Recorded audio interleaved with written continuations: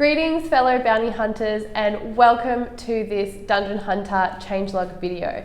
If you haven't seen me around before, my name is Belle and I am the community manager for DH5. A lot of you might see me around the forums and on the Discord channel.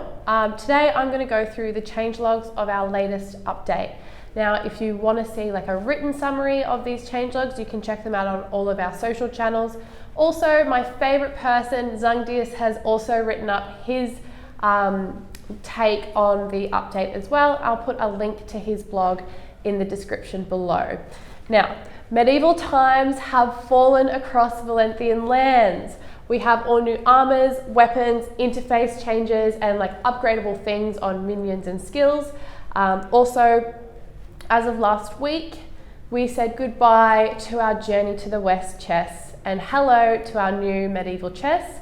I'm going to go through later on in this video and open some chests for you guys. I'm quite excited to do that because I want to spend some money and treat myself. So I'm going to start off with the latest additions into the game, including the weapons and the armors. And before I do that, I'm going to go over our new nature legendary skill. The medieval gods have actually shared their new healing powers with us, and we have released the Beacon of Vigor into the game, which is a nature healing skill. So this is the first nature legendary skill in the game, and it's super exciting. It's similar to a valor totem effect where you plant your pole into the ground and it heals you and your teammates within that circular area of effect. I really like it. I think it looks really cool as well. A lot of you would have seen it teased on our Facebook a few weeks ago too. So along with that, I did mention I was going to go through the armors and weapons. Zung pointed out in his blog that the new armors do provide high attack bonuses and also have added health point bonuses as well, which is really good. And it's also something to, if you're looking for a little bit of an edge in the game and you have your new armors, use them because they are awesome. I'm going to go through them all, starting with nature. We have the Royal Guard's armor. Light, we have the Angelic Knight's Defender. I really like the name of that. For death, we have the Dread Knight's Plate. The Cetus Knight's shell. The Cetus Knight's shell is water. Plus we have the Dragon Knight's Protector, which is fire. So along with those armors, we also have weapons. Now these weapons are quite offensive orientated. They've got really good critical hit damage and chance, plus a higher than average attack speed as well.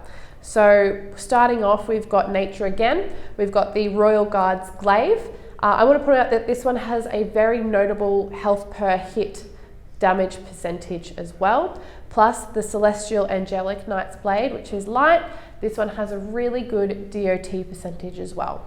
So the rest we have Death, which is the Dread Knight's Sword, the Cetus Knight's Chandler, which is water, plus the Dragon Knight's Breath, which is fire. I don't know if, it would be a really awesome weapon to have, but I don't know how it would go in real life. I wouldn't want to smell anything related to that. All right.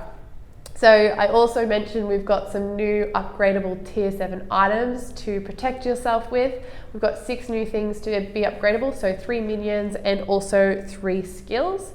So starting off the minions, we have the Duergar's Incinerator, which is fire, the Kanashi Druid, which is nature, the Warmage Hexcaster, which is water plus, and we have 3 new skills. So we have the water, which is Master Kick, we have the Spore Blast, which is nature, and last but not least, we have Darkness Bolt, which is death as well.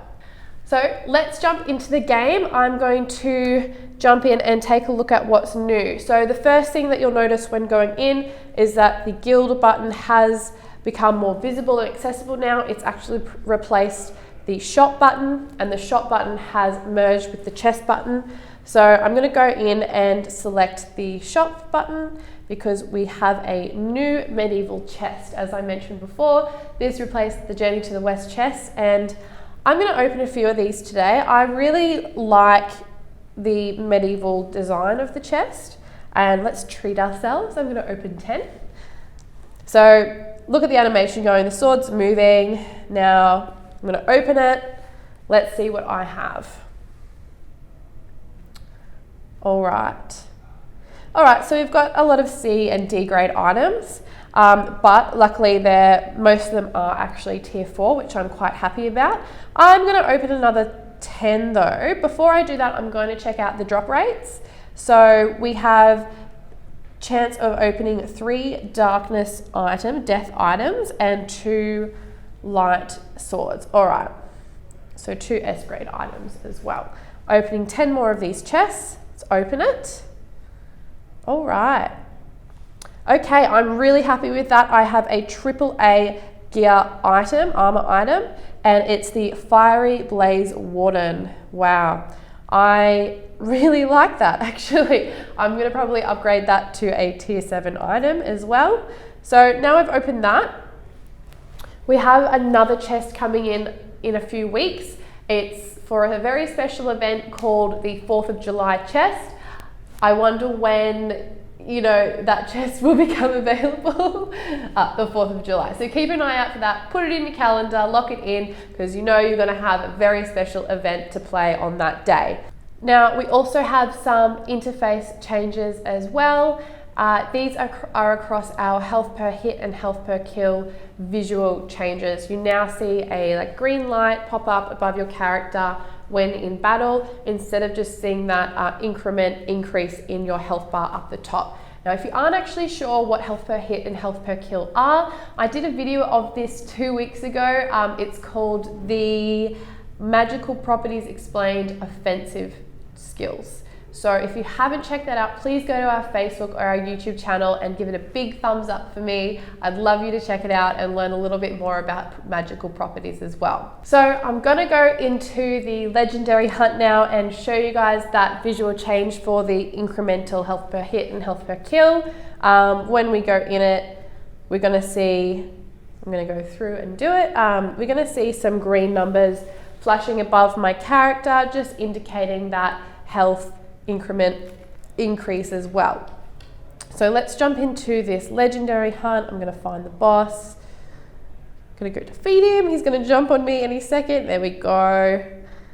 All right, so I'm going to pull back because I have 100% health. And when you have 100% health, you aren't going to see that incremental increase because you're not going to get an added health percentage from it.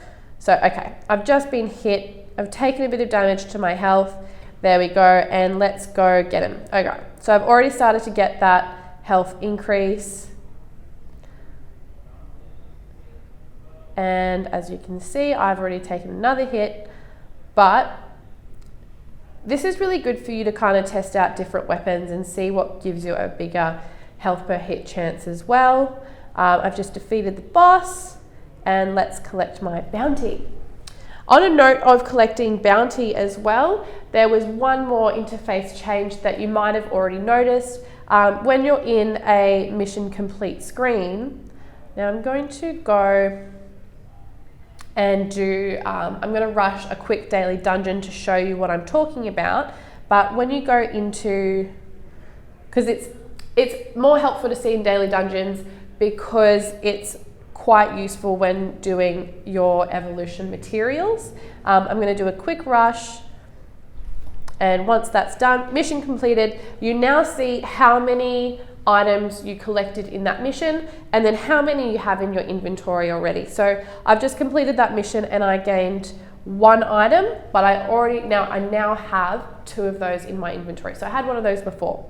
So that is it for the interface changes in the game. I hope you really enjoy those. I know I do. And that's actually all for the current editions within the changelog. However, we do have a really bright future ahead that I'm really excited about.